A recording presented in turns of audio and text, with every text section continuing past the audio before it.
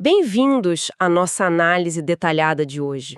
Vamos explorar um universo que parece estar em toda parte. A transição para um futuro mais sustentável. Parece uma meta clara, né? Mas como essas transformações gigantescas realmente se desenrolam na prática? É uma ótima pergunta. Porque, né, não é simples. Pois é, a gente reuniu um material bem rico para investigar isso. Pesquisas acadêmicas, estudos de caso concretos, análises de políticas públicas. Sim, fontes variadas. Isso. Vamos desde a ascensão dos veículos elétricos e redes de energia inteligentes até o papel crucial de startups inovadoras e toda a complexa interação entre tecnologia, economia e sociedade. Certo. Temos exemplos que vão da Noruega e seus carros elétricos, ao histórico do etanol no Brasil, passando por agricultura digital, até o modo como a Índia acelerou o uso de lâmpadas LED, sabe? Aquele caso da ESO, bem interessante. Exato. O nosso objetivo aqui é tentar desembaraçar um pouco essa teia. O que de fato acelera ou freia a adoção de tecnologias consideradas verdes? Qual o verdadeiro papel dos governos, das empresas e, claro, das pessoas nessa história toda? Fundamental entender essas conexões. E já começamos com algo que me chamou a atenção nos materiais. A Noruega, por exemplo, virou um case de sucesso em veículos elétricos. Sim, líder mundial, né? Pois é, mas aparentemente sem depender tanto de uma tecnologia que muitos consideram chave, a V2G, ou Vehicle to Grid, aquela que permite que o carro devolva energia para a rede. É um ponto curioso mesmo. Mostra que talvez o caminho não seja único, né? Exato. Outro ponto fascinante é a trajetória do pró-álcool no Brasil, uma verdadeira montanha-russa, né? Totalmente ligada a decisões políticas, crise de petróleo, problemas de abastecimento e depois tipo renascimentos. Sem dúvida. O pró-álcool é um exemplo clássico dessa dinâmica complexa. Então vamos investigar isso. Exato. E o que esses exemplos já sugerem, e o conjunto das fontes confirma, é que não estamos falando de um caminho reto e simples. Essas transições são processos que os pesquisadores chamam de sociotécnicos. Sociotécnicos. O que isso quer dizer na prática? Quer dizer que a tecnologia não muda sozinha, né? Ela evolui junto com políticas, com modelos de negócio, hábitos culturais, infraestrutura. Olha, tudo está conectado e influencia tudo. É um sistema. Entendi. Não é só inventar a lâmpada, tem que ter o bocal, o fio, a usina e a vontade de usar. Perfeito. Então vamos olhar para os motores dessa mudança, para os obstáculos, muitos deles inesperados, e para os diversos atores envolvidos, desde os mais óbvios até aqueles que agem tipo assim nos bastidores, mas que são essenciais para fazer a engrenagem girar. Ou travar. Ótimo ponto. Começando então pela tecnologia, que costuma levar o crédito inicial.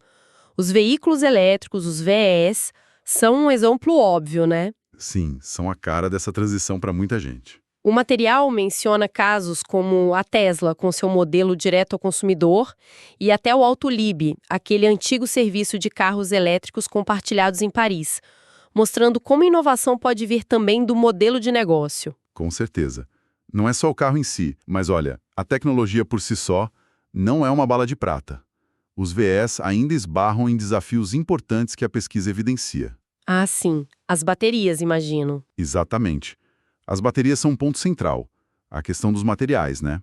Sua extração, disponibilidade, depois tem a vida útil, a segurança, como reciclar isso depois. E o custo, claro, e a autonomia. Isso. O custo e a autonomia ainda pesam muito na decisão do consumidor. E some a isso a necessidade de uma infraestrutura de recarga que seja realmente capilar e confiável, né? Não adianta ter o carro se não tem onde carregar fácil. Faz todo sentido. E tem mais uma camada de complexidade.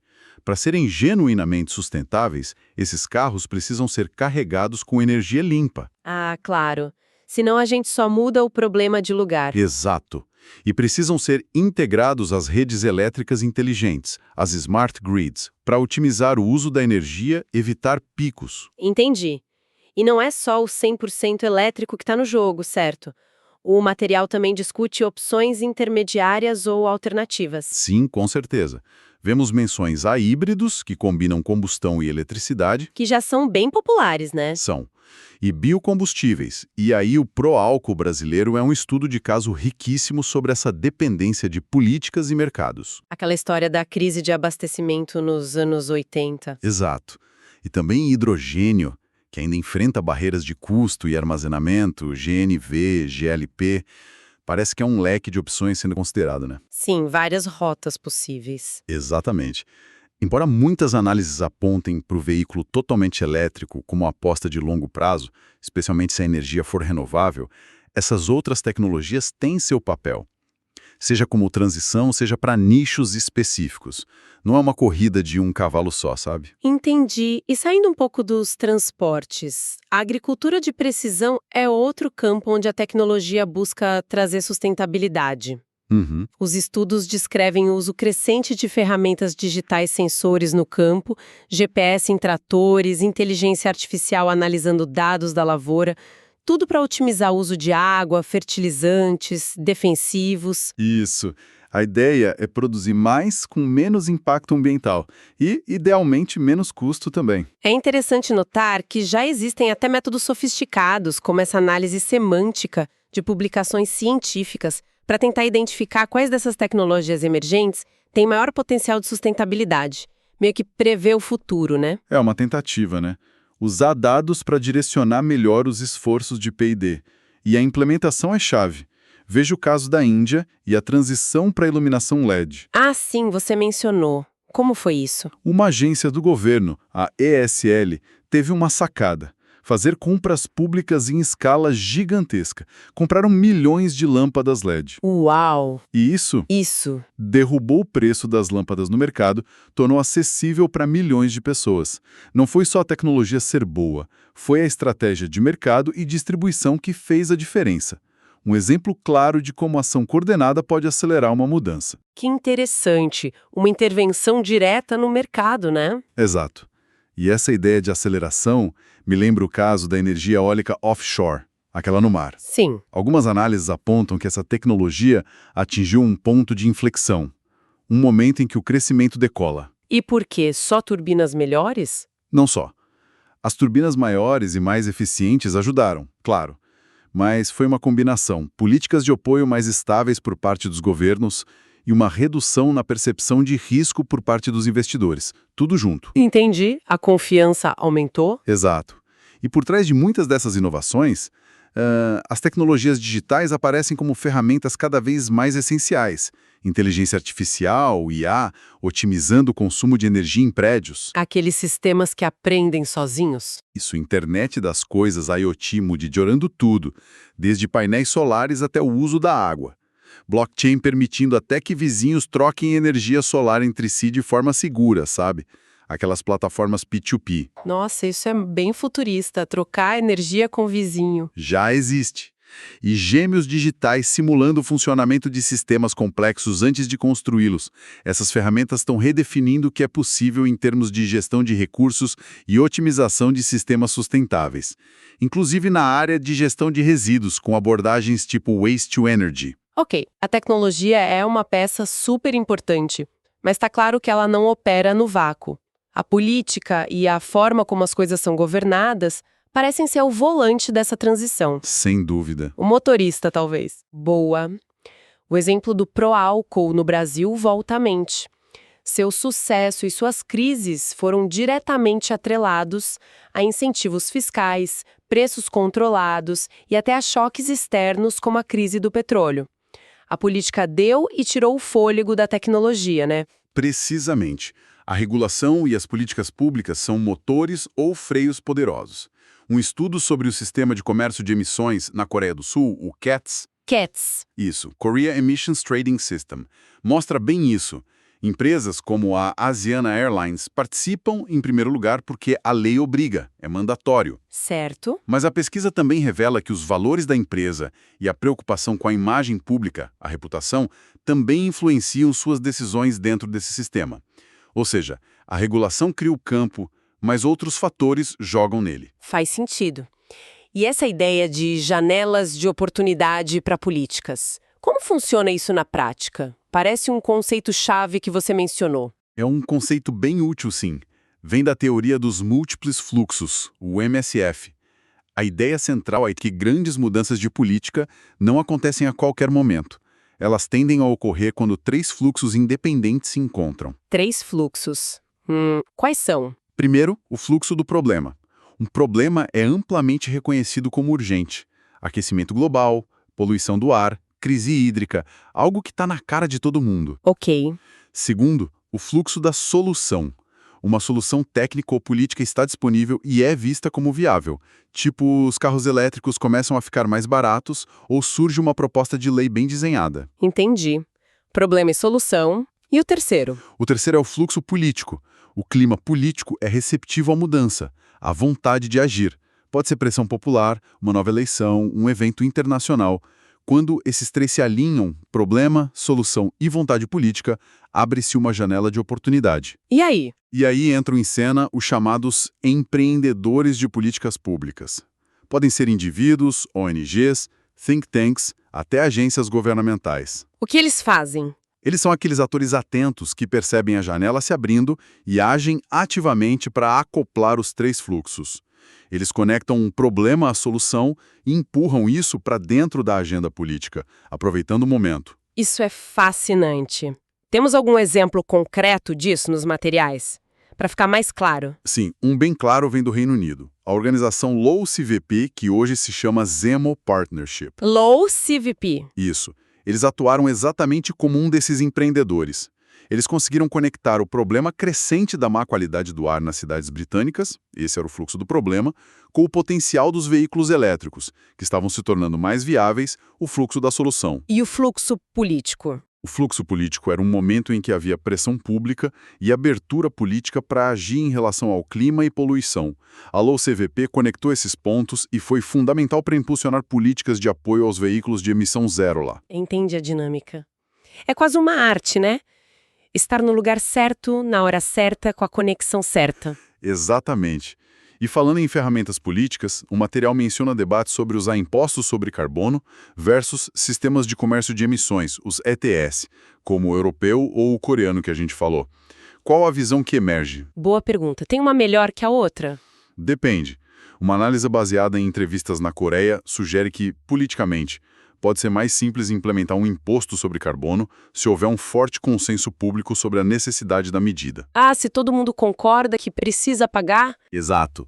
Já os sistemas ETS, embora vistos por alguns economistas como potencialmente mais eficientes para encontrar o custo de redução mais baixo, podem gerar mais disputas políticas na sua concepção, tipo como alocar as licenças de emissão, quem ganha, quem perde. Entendi. Mais complexo de negociar. Pode ser, mas não há uma resposta única, sabe? Depende muito do contexto político e social de cada lugar. Não tem bala de prata. Certo. Outro conceito que surgiu foi o de especialização inteligente, as S3 na Europa. Como isso se relaciona com as transições para a sustentabilidade? As estratégias S3 são uma tentativa da União Europeia de fazer com que as regiões foquem seus investimentos em inovação em áreas onde elas têm mais potencial ou vantagens comparativas. Em vez de todo mundo tentar fazer tudo? Exatamente. Para não pulverizar recursos. A ideia é ser inteligente na especialização. Alguns pesquisadores propõem usar a teoria ator-rede, a ANT. Teoria ator-rede? Isso, para entender melhor como essas estratégias funcionam na prática, especialmente para a sustentabilidade. A ANT ajuda a mapear como diferentes atores, não só empresas e universidades, mas também tecnologias, regulamentos, padrões, interagem e formam redes que impulsionam ou bloqueiam a inovação. Ah, interessante. Ver a rede toda, não só os pontos isolados. Exato. Pode ser uma lente útil para entender como fomentar colaborações até entre regiões diferentes focadas em desafios sustentáveis específicos. Falando em atores e redes, vamos para as empresas, especialmente as novas, as startups. Elas parecem ser um motor importante, um combustível para essas mudanças, né? Definitivamente. Os estudos usam vários rótulos para elas. Startups de impacto, nascidas sustentáveis, híbridas, circular sociais. O que elas têm em comum? O ponto comum é que são negócios que já surgem com a sustentabilidade ambiental e ou social como parte central da sua missão, junto com a viabilidade econômica. É o chamado triple bottom line desde o berço. Já nascem com esse DNA, digamos. Exato. Elas não estão tentando adaptar o modelo antigo que só visava lucro. Elas nascem com essa proposta integrada. Mas imagino que a vida delas não seja fácil. Quais desafios específicos elas enfrentam, segundo as análises? Enfrentam vários, sim. Uma pesquisa interessante com startups europeias desse tipo revelou um fenômeno chamado Mission Drift. Mission Drift, desvio de missão. Isso. Apesar de começarem com um forte propósito de sustentabilidade, algumas acabam se desviando desse caminho conforme crescem. São pressionadas por questões de mercado ou financeiras. A pressão por lucro rápido, talvez? Pode ser. Ou a dificuldade de escalar mantendo os princípios. O estudo identificou alguns pontos cruciais, como alavancas, para ajudá-las a manter o rumo. Que tipo de alavanca? Conseguir escalar o negócio sem perder o foco no impacto, usar a digitalização de forma estratégica, garantir boas condições de trabalho para os funcionários, investir continuamente em P&D alinhado à missão original e ter processos internos que reforcem essa cultura de sustentabilidade. Entendi. É um esforço constante para não perder o rumo. Com certeza. E outra pesquisa focada em empreendedores que criam negócios de economia circular de forma mais de base, grassroots. Mais comunitários, menores. Isso. Mostrou uma motivação muito forte vinda do altruísmo, uma preocupação real com o planeta e as pessoas. Mas, curiosamente, muitos deles tendem a focar mais nos aspectos ambientais e, às vezes, negligenciam um pouco como articular e medir o valor social que também geram. Interessante. Focam no verde e esquecem um pouco do social. É uma tendência que apareceu nesse estudo específico. Não que não se importem, mas talvez tenham dificuldade em incorporar isso no modelo de negócio de forma explícita. E a questão do dinheiro sempre aparece. O financiamento é um gargalo para essas iniciativas, principalmente as menores, as comunitárias? Olha, é um ponto crítico, sim. Estudos sobre projetos de energia comunitária no Reino Unido mostram uma abordagem quase de bricolagem financeira. Bricolagem, tipo fazer com o que tem. Exato, eles precisam ser criativos e ir juntando diferentes fontes de dinheiro conforme elas ficam disponíveis. Um pouco de fundo público para estudos iniciais, investimento privado para construção. E a comunidade? Muitas vezes recorrem às community shares, onde a própria comunidade local investe no projeto. Isso é legal porque também gera engajamento, pertencimento. Ah, que bacana. Mas essa mesma pesquisa deixa claro o impacto devastador que a retirada de subsídios governamentais teve. Coisas como o Feed-in Tariff, o FIT. Que garantia um preço pela energia injetada na rede. Isso, e certas isenções fiscais, como IESSE. Quando o governo cortou isso, a viabilidade econômica de muitos projetos comunitários foi por espaço. Mostra a dependência de políticas de apoio consistentes, né? Não dá para mudar a regra no meio do jogo. Nossa, que complicado. Parece que conectar todas essas pontas, tecnologia, política, dinheiro, comunidade, é um desafio em si. É aí que entram os tais intermediários. Quem são eles e o que fazem exatamente? Exatamente. Os intermediários são esses atores que podem ser organizações, plataformas, redes, que funcionam como pontes. Eles conectam quem tem o problema com quem tem a solução. O pesquisador com a empresa, o investidor com a startup. Isso. Quem tem a ideia com quem tem o dinheiro, quem precisa de conhecimento com quem o detém. Podem ser ONGs especializadas, agências governamentais focadas, como a IESCAL na Índia, que a gente falou. Aquela das lâmpadas LED? Sim. Ou parcerias público-privadas, associações setoriais até cooperativas, a forma varia. Mas a função é facilitar a conexão e a colaboração. E temos exemplos claros nos materiais? Vimos vários. A EOSOL na Índia com os LEDs. A Low CVP ZEMO, no Reino Unido, articulando o ecossistema de veículos elétricos. No Brasil, o Cibiogás. Cibiogás. É um centro de inovação em biogás. Ele atua fortemente para conectar a pesquisa em biogás com as demandas do mercado e viabilizar projetos. E aqueles grupos empresariais cooperativos apoiando a energia comunitária no Reino Unido. Todos eles desempenham funções de intermediação, são facilitadores. E na prática eles ajudam a quebrar barreiras, tipo a burocracia, a falta de informação. Sim, esse é um dos papéis mais importantes. As análises mostram que eles ajudam a alinhar conhecimentos e competências que estão dispersos, mobilizam recursos, não só dinheiro, mas também pessoas e apoio político. O apoio político é a chave. Fundamental. Ajudam os atores a navegar na complexidade das leis e regulações, que às vezes é um labirinto, né? E talvez o mais importante, constroem confiança entre partes que muitas vezes não se conhecem ou têm interesses diferentes. Construir pontes de confiança. Isso parece essencial. É sim. O estudo sobre o cibiogás, por exemplo, destaca o papel deles na disseminação de conhecimento técnico e na mobilização de recursos, que eram gargalos significativos para o desenvolvimento do biogás no Brasil. Eles destravaram coisas. Entendi. Além dos intermediários, e os outros atores? Os cidadãos comuns, por exemplo, qual o papel deles nessa equação complexa? A gente compra o carro elétrico, instala painel solar, é isso? É isso, mas pode ser mais. A participação cidadã é fundamental, mas também complexa. Emerge o conceito de cidadania energética. Cidadania energética. Isso. Busca ir além da visão do cidadão apenas como um consumidor passivo de energia ou tecnologia. A ideia é entender como os papéis, os direitos e as responsabilidades das pessoas são definidos e exercidos durante as transições energéticas. Então não é só consumir, é participar das decisões? Idealmente sim, mas as pesquisas alertam que essa cidadania não é igualmente distribuída. Barreiras econômicas, de acesso à informação, de tempo disponível, podem limitar muito quem realmente consegue participar e influenciar o processo. Não é todo mundo que pode ir numa audiência pública, né? Verdade. A participação tem seus privilégios. Exato. E um exemplo interessante de como o contexto do consumidor importa vem daquele estudo que comparou preferências por mangas secas no Quênia e na Alemanha. Mangas secas, como assim? Na Alemanha, os consumidores estavam dispostos a pagar mais por selos de orgânico ou comércio justo. Mostra uma preocupação com a origem, com o impacto. Ok, faz sentido para aquele mercado. Já no Quênia, a análise indicou que a prioridade deveria ser reduzir o custo final do produto. Os selos teriam pouco impacto na decisão de compra da maioria.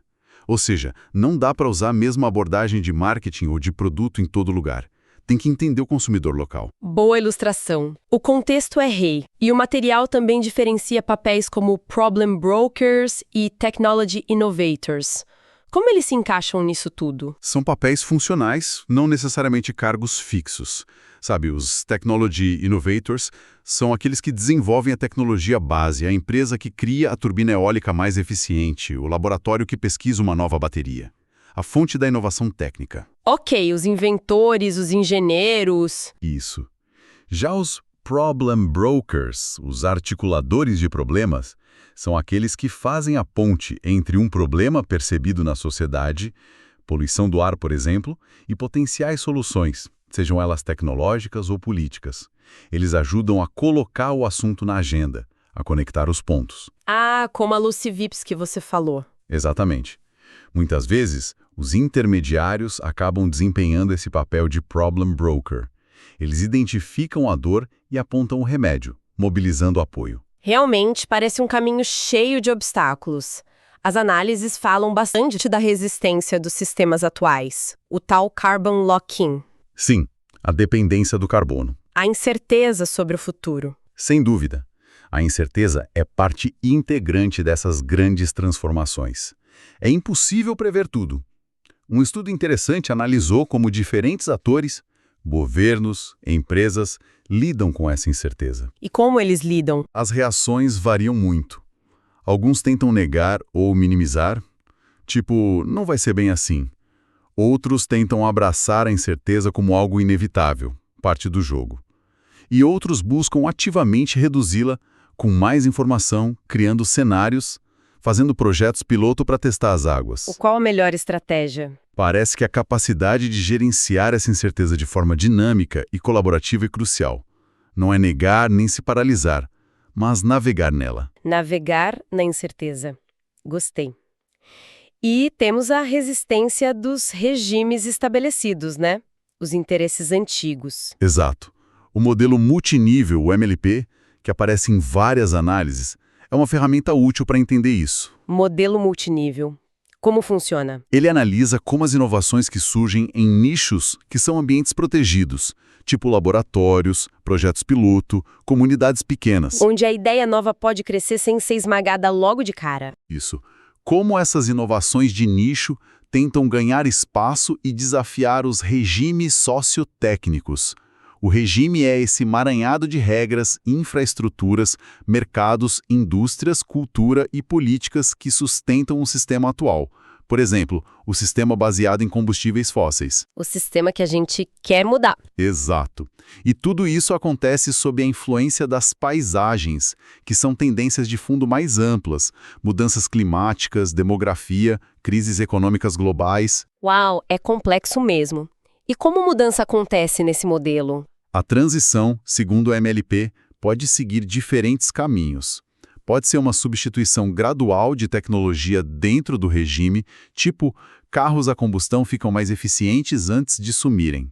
Pode ser uma transformação mais profunda do próprio regime. As regras do jogo mudam. Sim, ou pode haver momentos de crise, colapso do regime antigo, como vimos em certas fases do pró-álcool, com a crise de abastecimento, que abrem espaço para que novas configurações que antes eram marginais possam emergir e se consolidar. Então, paradoxalmente, crises podem até ser janelas de oportunidade, aquilo que a gente falou antes. Podem ser, sim. Quando um sistema estabelecido entra em crise profunda ou seus problemas se tornam inegáveis, isso pode liberar recursos. Recursos. Tipo dinheiro?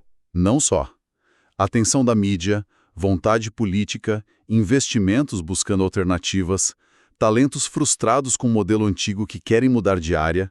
Se as inovações que estavam lá no nicho, quietinhas, estiverem maduras o suficiente naquele momento... Elas podem aproveitar a brecha. Exatamente. Podem encontrar um terreno fértil para crescer rapidamente. A crise do velho sistema pode ser o adubo para o novo. É um momento perigoso, mas também de potencial criativo. Fascinante. E para fechar essa parte, como fica o equilíbrio entre os pilares da sustentabilidade, o ambiental, o social e o econômico? As fontes trazem insights sobre como lidar com essa tensão, porque às vezes parece que um briga com o outro. Sim, essa tensão é real. Especialmente os estudos sobre as startups híbridas tocam nisso. Para esses empreendedores, na visão deles, as 3 dimensões estão conectadas. Como assim? O impacto ambiental afeta o bem-estar social, né? Poluição, desmatamento. E a sustentabilidade econômica é o que permite gerar e ampliar o impacto socioambiental. O negócio precisa parar de pé para fazer o bem. Certo, uma coisa depende da outra. Para garantir a sobrevivência da empresa, para depois, sim, ter a chance de gerar um impacto desejado a longo prazo. É uma busca constante por equilíbrio, não é fácil. Uau! Depois dessa imersão toda, fica muito claro que a jornada para a sustentabilidade é bem mais intrincada do que parece à primeira vista, né? Com certeza. Muito mais. Não se trata apenas de ter a tecnologia certa, a última invenção. É uma coreografia complexa envolvendo inovação, sim, mas também políticas públicas inteligentes e adaptáveis. E que sejam estáveis, né? Para dar segurança. Boa. Modelos de negócio que funcionem na prática, que parem de pé. E, fundamentalmente, a interação entre uma miríade de atores, governos, empresas grandes e pequenas, investidores, ONGs, comunidades e cidadãos. Todos dançando juntos. Exata. Às vezes em harmonia, às vezes trombando, né? Em meio na neblina da incerteza que a gente falou. Exatamente. E a importância do contexto local salta aos olhos. A receita de sucesso da Noruega, com carros elétricos, não é diretamente aplicável ao Brasil ou à Índia, por exemplo. Por quê? Simplesmente porque as condições de partida, a infraestrutura que já existe, a cultura, a política, a economia são totalmente diferentes. As estratégias precisam ser sensíveis a essas particularidades. Não há tamanho único para a transição. Tem que adaptar. Entendi. E vimos também o papel crucial dos intermediários. Sim, os facilitadores. Atuando como verdadeiros tecelões de redes, né? Facilitando o diálogo, mobilizando gente e dinheiro e ajudando a superar barreiras que poderiam travar todo o processo. Sem dúvida. E olha, duas habilidades parecem ser essenciais para todos os envolvidos, sejam eles governantes, ou empreendedores, ou ativistas. Quais seriam? Primeiro, a capacidade de navegar na incerteza que a gente mencionou, adaptando-se às surpresas do caminho, aprendendo rápido. E segundo, a astúcia para identificar e aproveitar as janelas de oportunidade quando elas se abrem, impulsionando a mudança nos momentos certos. Timing é importante. Navegar na incerteza e aproveitar as janelas. Boas dicas. Isso nos deixa com uma pergunta para refletir, né? Considerando toda essa complexidade sistêmica que a gente discutiu, onde pode estar a maior alavancagem para acelerarmos essas transições de forma justa e duradoura? Onde a gente deveria focar mais? Boa pergunta final. Seria investindo mais em P&D para tecnologias disruptivas? Seria criando políticas públicas ainda mais ambiciosas e corajosas? Ou talvez a chave esteja justamente em fortalecer essas conexões, essas pontes entre os diferentes atores, como fazem os intermediários, para criar um ecossistema de mudança mais colaborativo e resiliente. Fica a questão, né? Fica a questão para a nossa próxima conversa, talvez. Muita